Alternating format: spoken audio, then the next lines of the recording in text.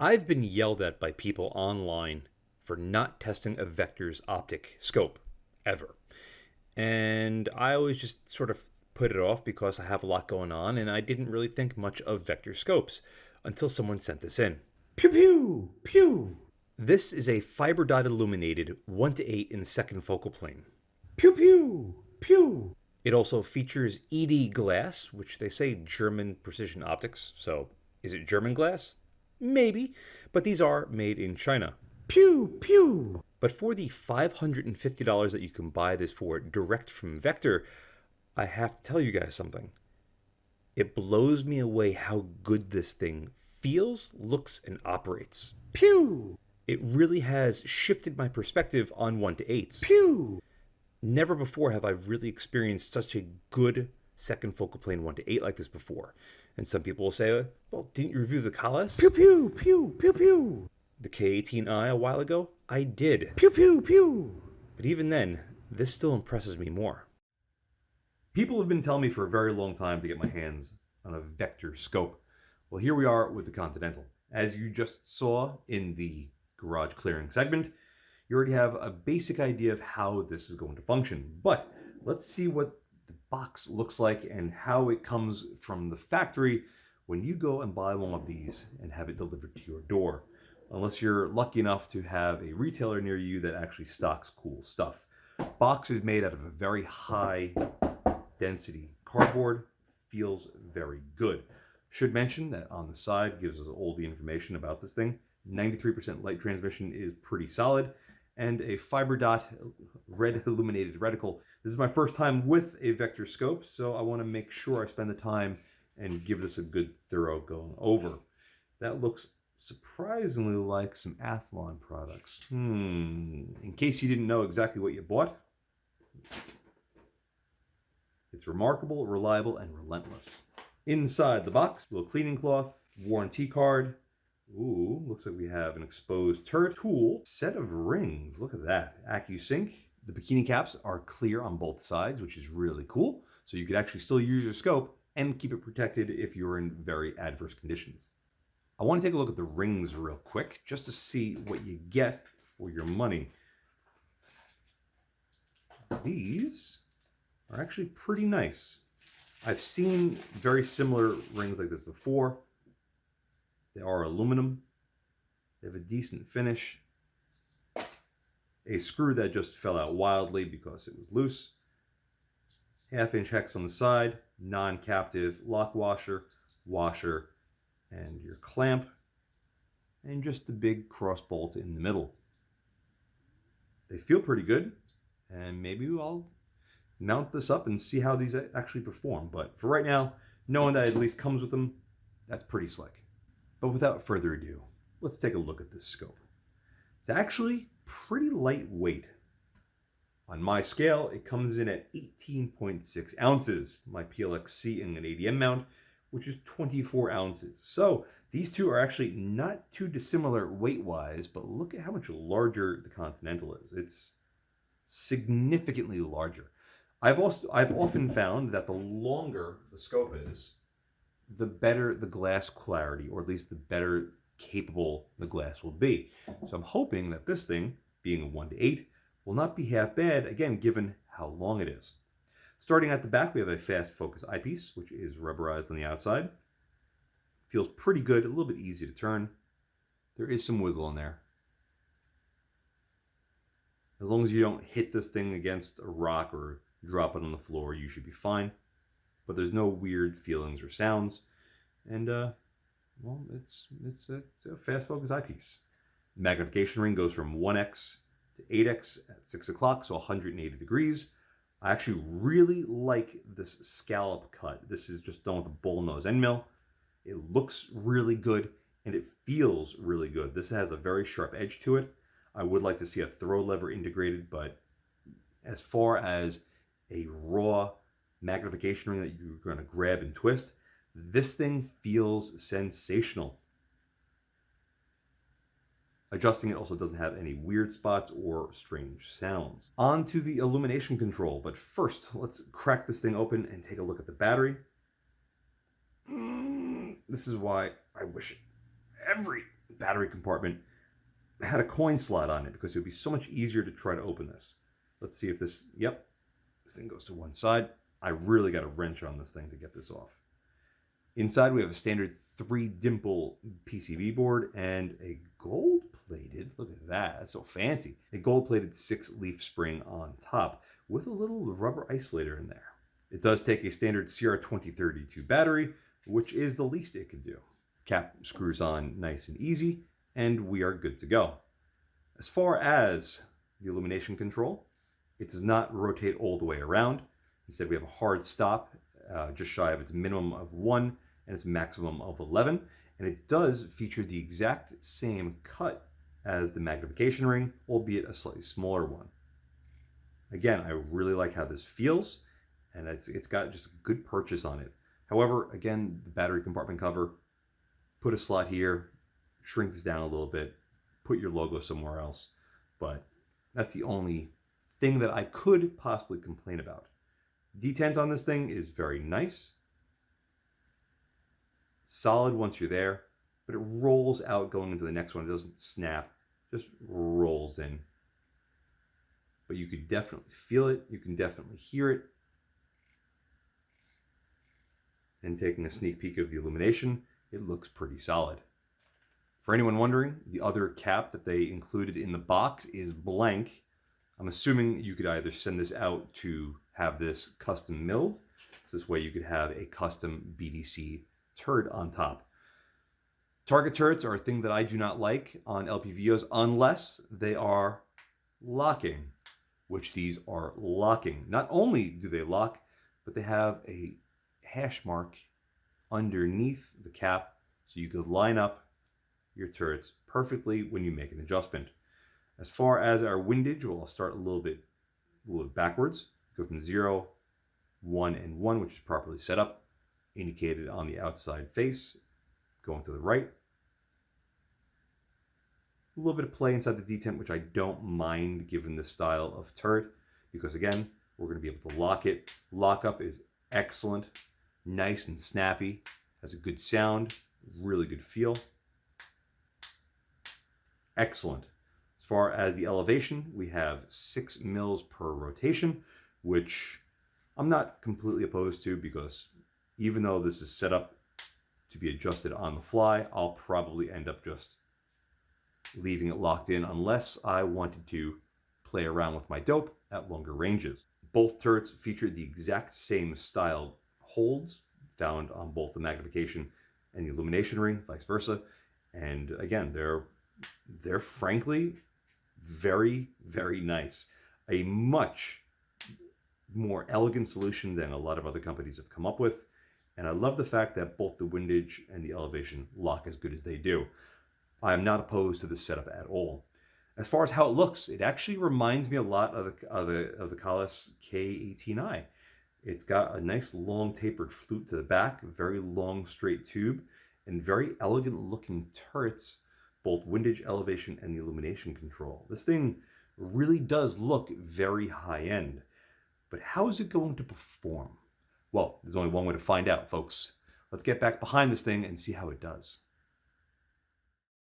When it comes to reticles, you actually get a couple of different choices. This is the VET FDR. If you don't like this though, you can get this, the German number 4, both with and without fiber dot illumination.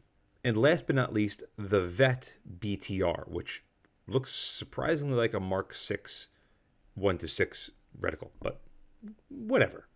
It's always nice to see that manufacturers offer different reticle options with their scopes. Vector offers you technically 4 different ones, and I gotta say, I like them all. Personally, I'd probably go for a German number 4 with the fiber dot, just to simplify the reticle even further than what this reticle is.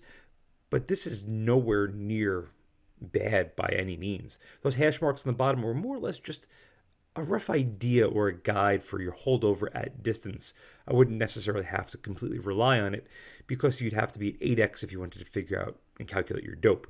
But if you're at like 3.5x, if you see that you have to hold a notch or 2 high, you just do so and send a second one.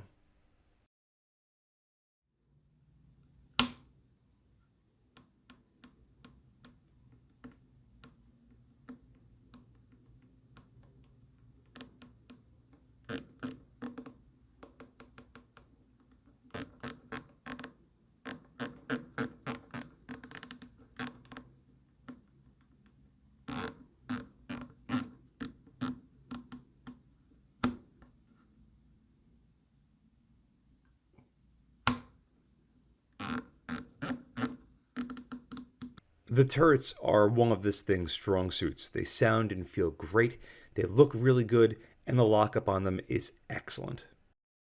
The turrets are genuinely impressive, and so is the way this thing tracks. Down here, I did have to fiddle around with my focus because this thing has a fixed parallax way farther than my 41-yard target. Adjusting the magnification does not yield any sort of shift in the reticle on the target, which is great. And our little mini step test shows that looks to be just about perfect. Resetting the windage and everything lines up flawlessly. Continuing up with the elevation, and we get to 10 mils, well, rather 9 mils, about a click off. So, in the worst case scenario, it's about 1% off at 10 mils of elevation. And as you could guess, there is zero slop to either windage or elevation turret. This really is a tremendous performance that I was not expecting.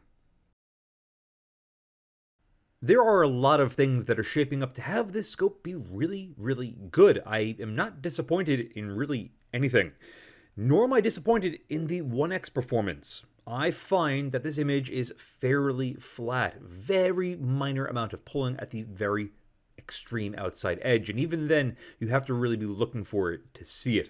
Illumination being a fiber dot is at least the bare minimum that I would love to see in any scope that's north of $300.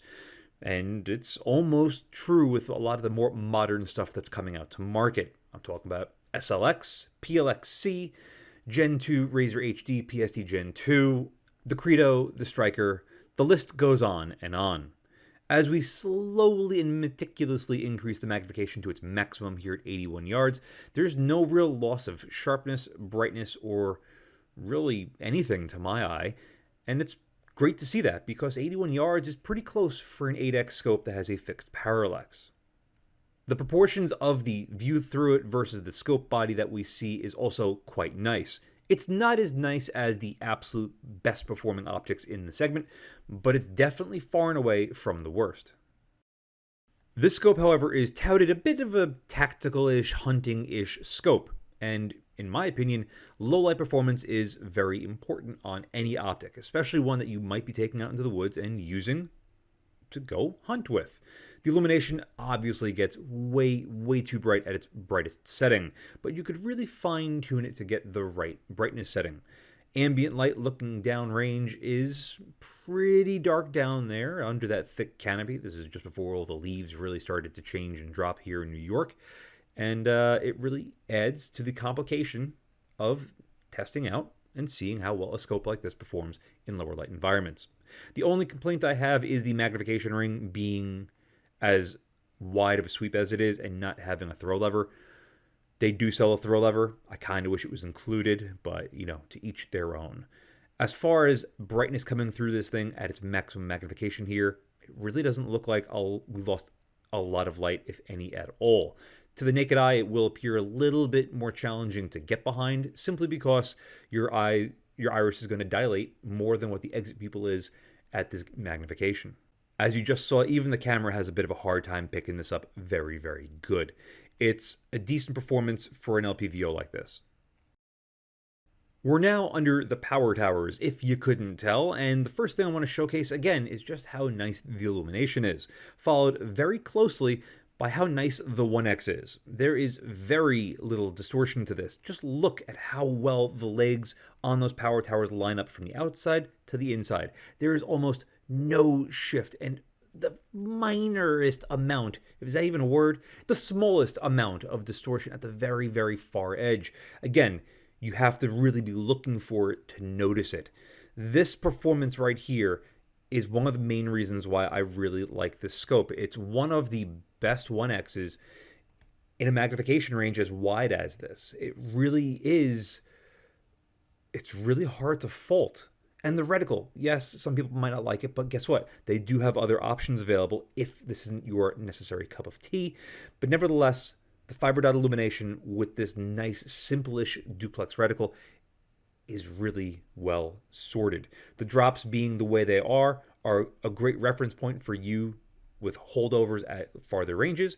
Maybe you missed your shot and you're not figuring out what your dope is per se. You're just taking a shot and then following up with a second shot or a third shot, those stadia lines will help indicate where your miss was and reorient yourself on the target and make a better shot. 8x at about 500-ish yards. There's nothing, again, to fault with this image. We obviously have a very overcast day, which means that our maximum capacity with both the scope and the camera is going to be a little bit limited. We're also going to have pretty hard shadows when the clouds do interrupt that sun. But the better this looks in these conditions, the better it's going to look in better conditions. So take it for what it's worth. Slowly stretching ourselves out to about 1,000 yards on that far solar panel. The outside edge gets a little bit soft, but the inside is really nice and sharp, especially right around that center part of the duplex. We see this with a lot of other scopes in this magnification range. It's not horrible by any stretch of the imagination. It's more than fine. If you're looking for more than this, maybe look for a scope with a little bit more magnification. And I'm going to recommend that for everybody with an lpvo fetish. If you think that you're going to stretch it out to beyond 600 yards, go with a little bit more magnification if you're trying to shoot a bit of a tighter group. Yes, you can take a 6x scope out to 600 yards. I just did it today, in fact. It's just very challenging for spotting shots. As you can see, when the sun creeps out between those clouds, everything gets really, really crazy. But the scope does a decent job of mitigating all the highs and the lows. Ultimately, I think it falls a little bit short at the far extremes over here. The center of the image is very good, but you can see just how in focus some of the plants are in the foreground. Not to say that this has an issue. I think it was a choice by Vector to set the parallax in the particular way that they did. But there's nothing wrong with it, because you might like how the scope performs, and you might not say, hey, I'm not going out to 1,000 yards, I'm keeping it inside 300 or 400, in which case these are all basically moot points. As far as image stability at 8x, it is splendid. Both the reticle and the image maintain a very high level of sharpness up until the point you can't look out the scope anymore. Backing it up to 6x, and you can see just how much larger the eyebox gets. That exit pupil starts to dilate rather quickly, going from maximum to minimum magnification. And again, here at 6x, image stability is quite good. Of course, this being a second focal plane LPVO, or scope in general, once you go deep into the shadows, you can still see the illumination. And that illumination is like the North Star guiding your way right to the center. Dialing back the magnification to around 4x, and again we see the exact same pattern. It just gets a little bit better. Splitting that difference at about 2.5, guess what? You're going to see an even better performance. It's a very linear and predictable performance, and that's another thing that I really like about it. If you want to have a more practical eyebox, go to lower magnifications. And even at 8x, it's not terrible, but it's still a 1 to 8, whether it's first focal plane or second focal plane. It's still going to be limited in its overall ease and capacity to use it at its maximum magnification. But the 1x on this thing is quite wonderful. As far as this versus the primary arms PLxC, well, we're going to get into that very in-depth momentarily. But first, let's see how well this thing does in a more dynamic approach. The 1x on this thing really is impressive. Just look at how little the trees move when we go off center. Everything still stays very well lined up and very sharp and clear. You could dance around this thing and still use it. It's a great LPVO performance, regardless of magnification or what focal plane the reticle is on.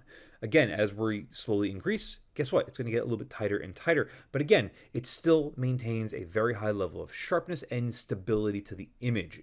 It's predictable. One of my biggest pet peeves with a lot of the 1 to 8s and 1 to 10s that I just reviewed in the first focal plane comparison were the in-between magnifications. Like the 2, the 3, the 4, sometimes even up to 6x in a 1 to 10. They just fall apart. They fall flat on their face. And it's something that really bothers me, because do these manufacturers think that people don't use 1.5 or 2x? I just don't get it. Maybe you're that type of person that just uses the minimum and the maximum magnification, and I do believe a lot of manufacturers cater towards the upper and lower limits because that's where they think most people are going to be shooting at all times, but it's just not the case for me, and it's something that I really do appreciate. and like to see when a scope like this is as good as it is in the entire magnification range. I don't mind a tight eyebox at the maximum magnification as long as the rest of the magnification performs flawlessly. And this scope seems to perform very flawlessly. But let me make that live for you a little bit more with our first big comparison. Before we start doing the side-by-sides, looking through them, let's look at them side-by-side on the bench. Now, my audio that you're listening to currently is not going to match up with the video because I filmed this for a different style of video that I want to do in the future, but it's going to be a perfect case in point because the whole topic of that video is going to be optical performance versus scope length. Now, I've always said from the beginning that the PLxC, the C stands for compromise because it's small, lightweight, and trying to fit a lot into a small package, whether it be first or second focal plane. The PLxC comes in at 9.2 inches, which is extremely short for any LPVO, let alone something as large as a 1:8. This Vector Continental, however, comes in considerably longer than that. 2.2 inches to be exact, because the Vector comes in at 11.4 inches.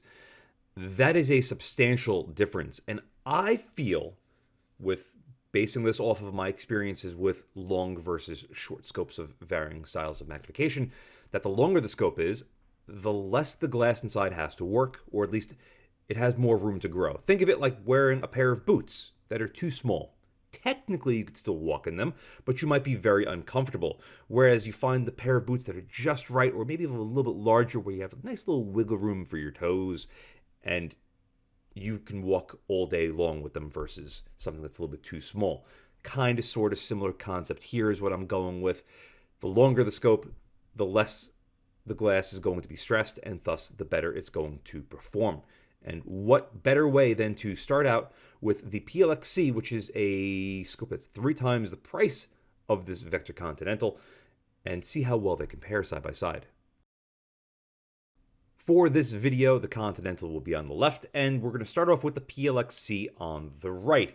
As you can already tell, the view through the Continental looks a little bit larger, albeit we do see a little bit more of the scope body versus the PLxC. The PLxC does have that ability to have that scope profile sort of blend into the environment at particular magnifications with the perfect eye relief, and it is a very wonderful thing to experience. The Conti doesn't do it as well, but it's still nowhere near as obtrusive as you'd find a lot of other LPVOs like this. To finish off in the overall specs category, despite the fact that the Continental is over 2 inches longer, it's only 1.7 ounces heavier, so not a drastic difference. As far as the overall field of view, the Continental actually pulls ahead of the PLxC in both minimum and maximum, but only by the skin of its teeth. The PLxC claims 121 to 15 feet minimum to maximum at 100 yards, whereas the Conti is 123 to 15.3. Again, not a huge difference, but a difference nonetheless.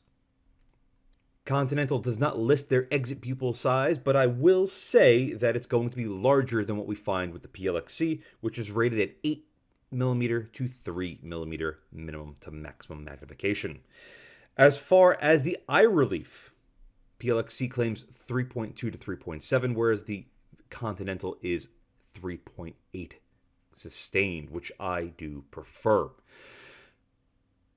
The biggest thing, though, is the price. The Continental's around $550, and I'm pretty sure you can get it cheaper than that, whereas the PLxC comes in at basically 3 times that at $1,500. Now, yes, the PLxC is made in Japan versus the Continental, which is made in China, and that's going to sway a lot of people one way or the other. I get that. But as a raw performance standpoint, the Continental pulls ahead of the PLxC in almost every way, shape, and form. Just look at these images here at 8x at 100 yards.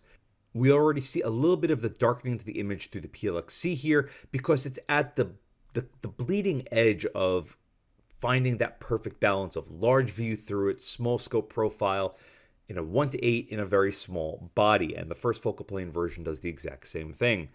Whereas the Continental doesn't have that problem. And the view through the Continental is a fair amount larger, but so is the scope body. but I'm perfectly fine with that because look at the edge-to-edge sharpness between these two. The PLxC is very challenging for me to even set up on my very rigid mounting setup because how tight it is.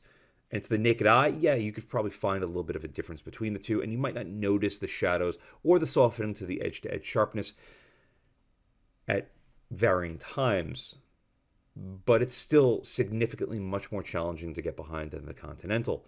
The Continental really blew me away by just how forgiving it was, and that was the thing that I took away first and foremost when I got behind it.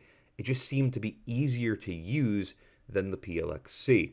And then when I really started to use these two side by side, which I was fortunate enough to have the privilege of doing that, I found that the Continental seemed to outperform the PLxC in almost every way imaginable. Maybe I'd give the Nova Reticle a little bit more as far as the brightness goes to the illumination itself, but the Continental is not far behind it.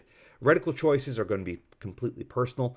I don't mind the Continental Reticle at all, but I think I still prefer the Nova Reticle with the PLxC. It just seems to be a little bit better situated, but if you're fine with having a little bit simpler style reticle, the Continental is right there. But guess what? You also have different options with the Continental, whereas you don't have it with the PLxC unless you're going first versus second focal plane.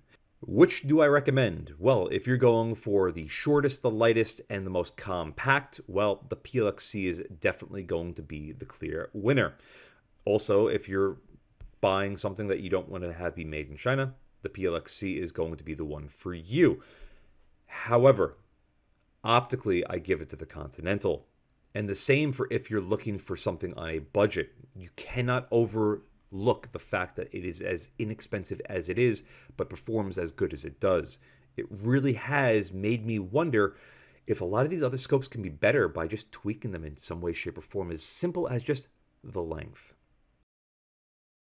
So, see, what you're telling us is that you prefer the Continental over the PLxC, so that means that everything else that you compare it to is probably going to suck by comparison in similar price points. Well, yes. Yes, I am. Speaking of, let's start with our next comparison, the Vortex Strike-Eagle Gen 2 1:8x24. Both of these scopes are, as near as makes no difference, the exact same price. As far as the overall length, the Strike-Eagle is a little bit shorter at 10 inches. It's also a little bit lighter at about an ounce lighter. The field of view, though, is substantially different between these two. The Strike-Eagle claims only 109 versus 14.4, and the eye relief is 3.5 versus 3.8. But that's it. There's no other comparison. The glass on the Strike-Eagle Gen 2 is better than it was on the Gen 1. I didn't like the Gen 1 that much, even though it's still my highest watched video ever. I don't know how, but that's the way it is. Despite that history on my channel, the Gen 2 Strike-Eagle still falls short by a considerable margin against the Continental. By itself, the Strike-Eagle is pretty decent. I still recommend the 1:6 versus the 1:8 for varying reasons, but most notably is going to be its overall optical performance. In fact, I think the Strike-Eagle Gen 2 1:6 is excellent, but I also think that the Venom is a little bit better than that. So just goes to show you that this Strike-Eagle Gen 2 1:8 is going to fall short by comparison to those, let alone the Continental, because the Continental outperforms all of the other scopes by a fair margin, not just optically, but in the controls department, the field compartment, the reticle compartment, the brightness compartment.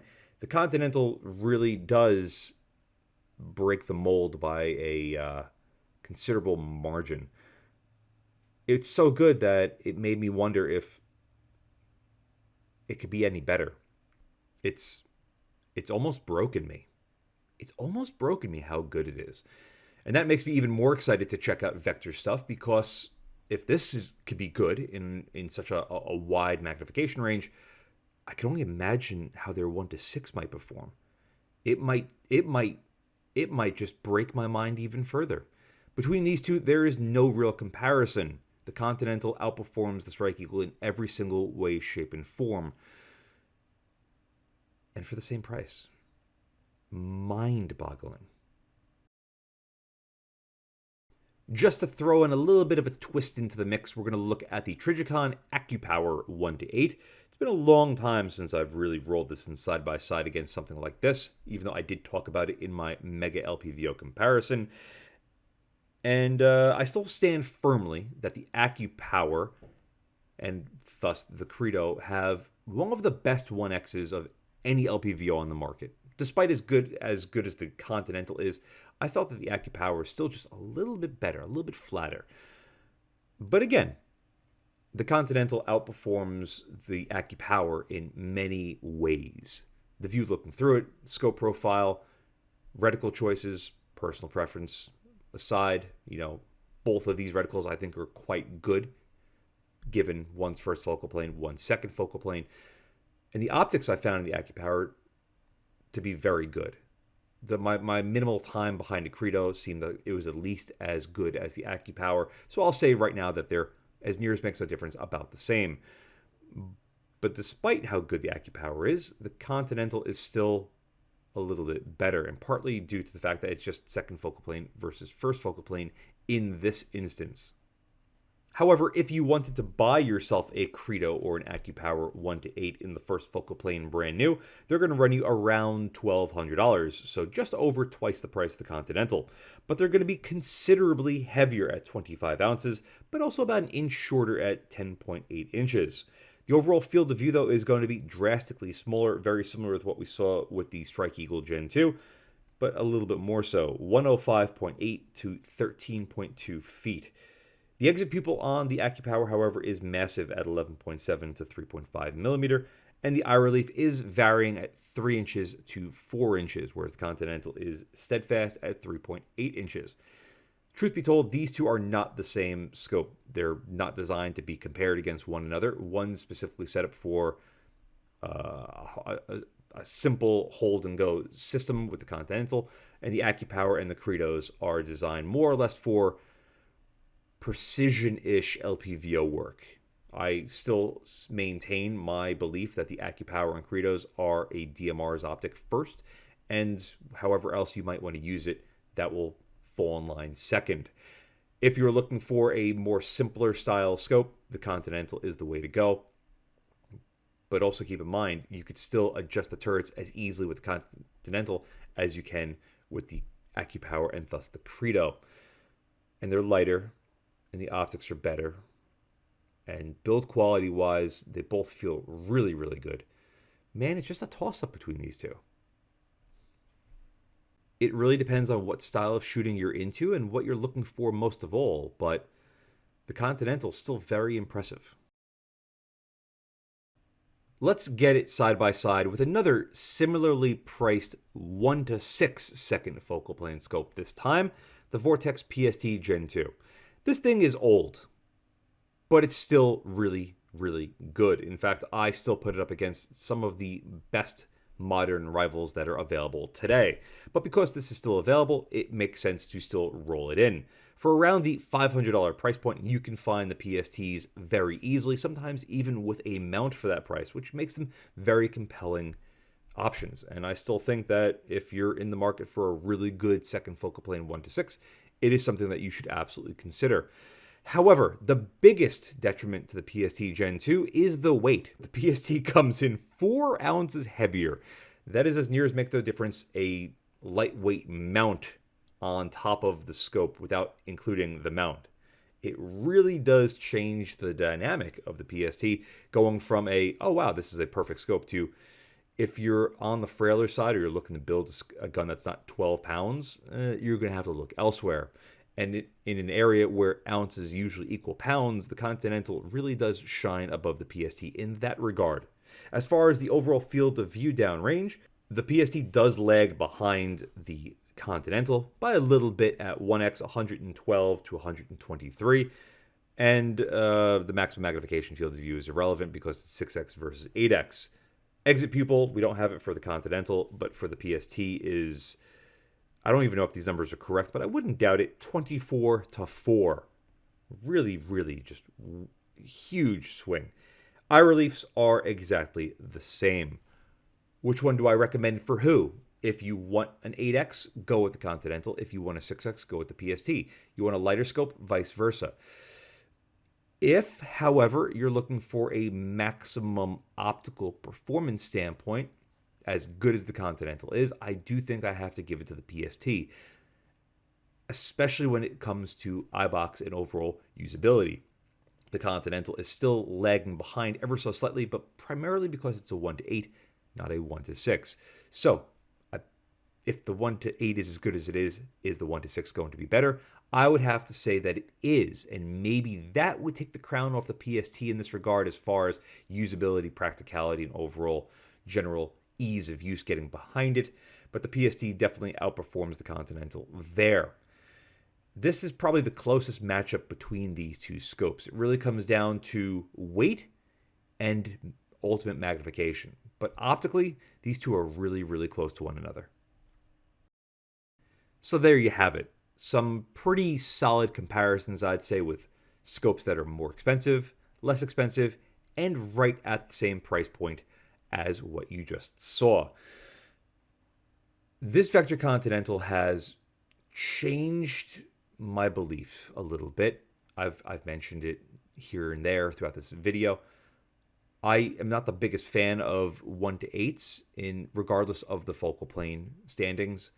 But I felt that 1:8s in the second focal plane don't make as much sense as 1:6s because most of the 1:8s that I've been behind, or 1:10s in the second focal plane for that matter, have just given up so much on the Eyebox and image quality and just the image stability that it's just not a very good experience to me. I really feel that in the second focal plane, a 1:6 makes way more sense.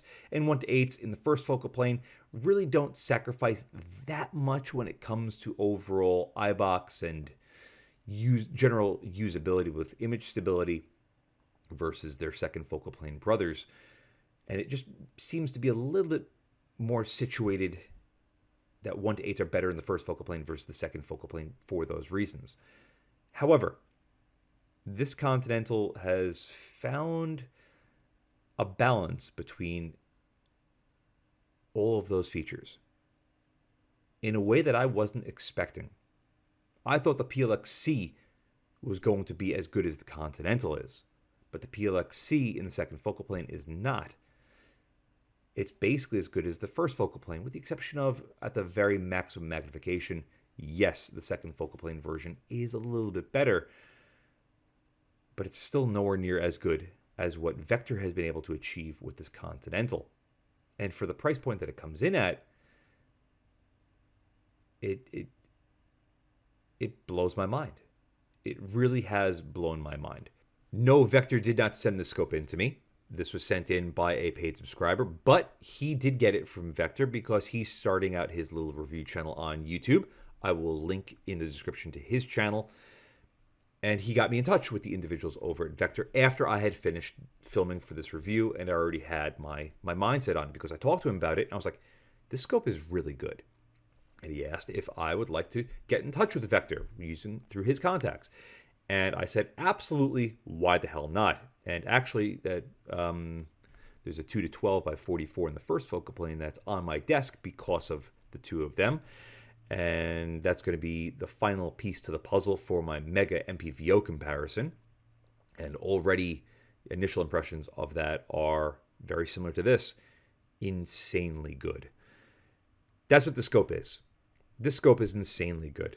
Whether you want a 1:8 in the first or second focal plane, this is about as good as it's going to get. The overall feel of all the controls, the way it's put together, the design philosophy behind it, the way it functions, the way it works, the reticle, the illumination, the glass clarity. This thing should be over $1,000, but it's half that. Whether you like Vector as a company or you like scopes that are made in China or you're okay with that, put that off to the side because this scope really is as good as I think it is and as good as you've seen in person watching this video. Would I like to see a Japanese version of this or a German version of this or even a USA version of this that costs 2 to 3 times the price and have it perform as good as this but be made there? I would love that, and I think a lot of other people would too. With that though, that is going to be it for this review. Thank you so much for Spencer for sending the scope in and getting me in touch with Vector Optics. I cannot wait to see what else they have in store. Thank you all very much for watching. And as always, I'll see you again next time. And a huge thank you to my Patreon providers and my Subscribe subscribers. Without you, this truly wouldn't be possible. If you'd like to support my channel but don't want to join either of those, I completely understand. But you could still help by using my affiliate links in the description below, and or like, share, and subscribe as always. Again, thank you very much.